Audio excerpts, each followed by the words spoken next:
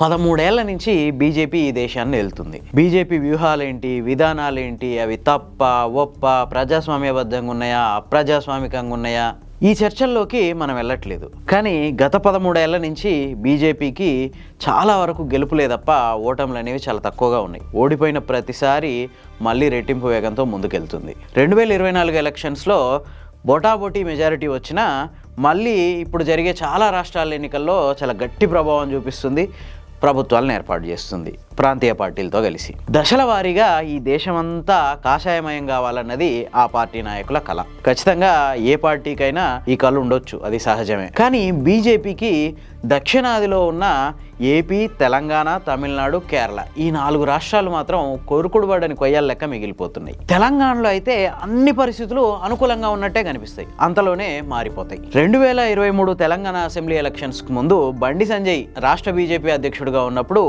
ప్రజా సమస్యల మీద నిరంతర పోరాటం, ఎక్కడ చూసినా బీజేపీ వాళ్ళు కనపడేటోళ్ళు. అప్పుడు ప్రధాన ప్రతిపక్షం కాంగ్రెస్కి మించి బీజేపీ వాళ్ళు కొట్లాడేవాళ్ళు. ఒక దశలో చాలామంది అనుకున్నారు కాంగ్రెస్ పని అయిపోయింది, ఇక కాంగ్రెస్ జీరో, ఇక్కడ బీఆర్ఎస్కి ప్రత్యామ్నాయం బీజేపీ మాత్రమే అని చెప్పి డిసైడ్ అయిపోయారు. ఇక నెక్స్ట్ ఎలక్షన్స్లో పోటీ ఉంటే బీజేపీ బీఆర్ఎస్ మధ్యలోనే ఉంటుంది, కాంగ్రెస్ అనేది నామ మాత్రమే అనుకున్నారు. కానీ అనుకోకుండా బండి సంజయ్ రాజీనామా చేయాల్సి వచ్చింది. జీరో అనుకున్న కాంగ్రెస్ ముందుకు దూసుకొచ్చింది, ఏకంగా ప్రభుత్వాన్ని ఏర్పాటు చేసింది. ఇప్పుడు ఈ కథంతా ఎందుకంటే 2 రోజుల నుంచి మీడియాలో ఒక వార్త వైరల్ అవుతుంది. అదేంటంటే తెలంగాణలో 8 మంది బీజేపీ ఎంపీలు ఉన్నారు కదా, వీళ్ళకి ప్రధానమంత్రి మోడీ క్లాస్ వీకెండ్ అని చెప్పి, మీకంటే హైదరాబాద్ ఎంపీ అసదుద్దీన్ ఓవైసీ నయం, నిత్యం ప్రజల్లో ఉంటూ, నిత్యం సోషల్ మీడియాలో ఉంటూ ప్రజా సమస్యల మీద కొట్లాడుతుండు, మీరేం చేస్తున్నారు, పార్టీని అక్కడ అధికారంలోకి తీసుకురావడానికి మీరు ఏం చేస్తున్నారు అని చెప్పి క్వశ్చన్ చేసిండంట.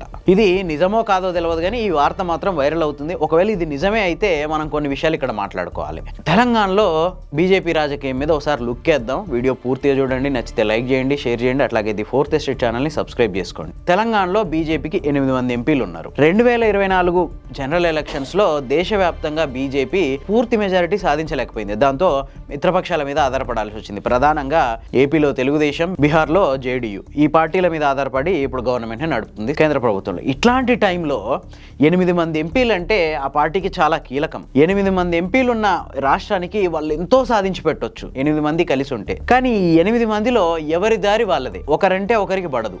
ఏ ఇద్దరు ఎంపీల మధ్య కూడా ఒక అండర్స్టాండింగ్ లేదనే వాదన చాలా రోజుల నుంచి జరుగుతుంది.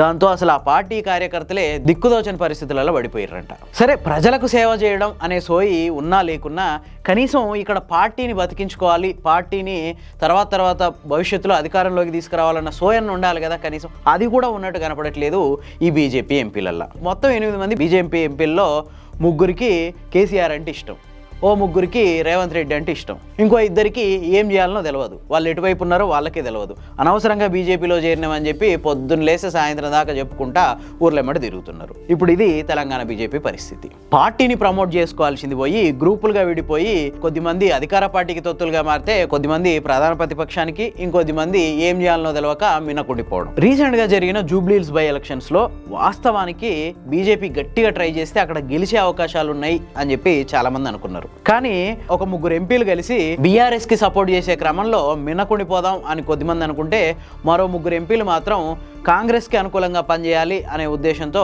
కొంత ప్రచారం చేసినట్టు తెలుస్తుంది. అంతేకాదు, నిన్నగాక మొన్న జరిగిన గ్లోబల్ సమ్మిట్ మీద, అట్లాగే రేపు జరగబోయే మెస్సీ ఆట మీద ఒక 3 ఎంపీలు దుమ్మెత్తిపోస్తుంటే, ఇంకో 3 ఎంపీలు మాత్రం నిమ్మకు నీరెత్తినట్టుగా ఉండి కాంగ్రెస్ ని సపోర్ట్ చేయాలి అనే కోణంలో ఉన్నట్టు తెలుస్తుంది.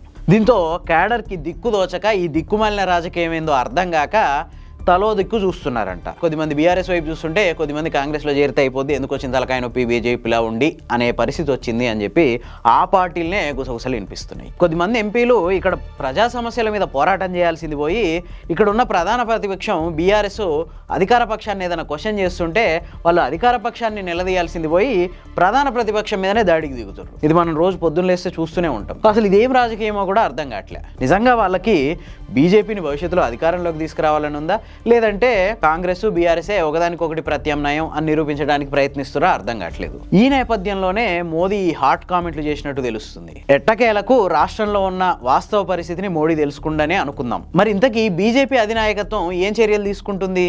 ఈ పరిస్థితిని చక్కదిద్దడానికి?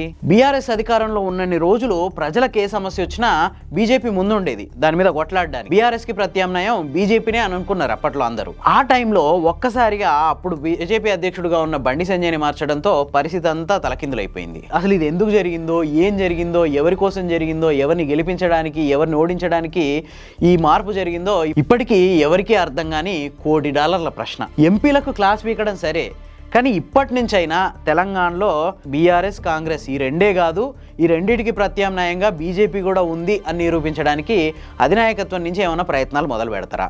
లేదా అసలు ఈ రాష్ట్రంలో బీజేపీ ప్రజా సమస్యల మీద ఎక్కడైనా పోరాటం చేస్తున్నట్టు ఆ పార్టీ అధినాయకత్వం దృష్టికి వెళ్ళిందా? ప్రజలకైతే ఎక్కడా కనిపించట్లేదనే సమాధానమే వస్తుంది. పైపెచ్చు కొందరు బీజేపీ నాయకులు ప్రధాన ప్రతిపక్షం ఏదన్నా ప్రజా సమస్యల మీద పోరాటం చేద్దామంటే దానికి కౌంటర్లు ఇస్తున్నారు. అంటే అధికారంలో ఉన్న పార్టీని ప్రశ్నించాల్సింది పోయి ప్రధాన ప్రతిపక్షానికే కౌంటర్లు ఇస్తున్నారు అనమాట.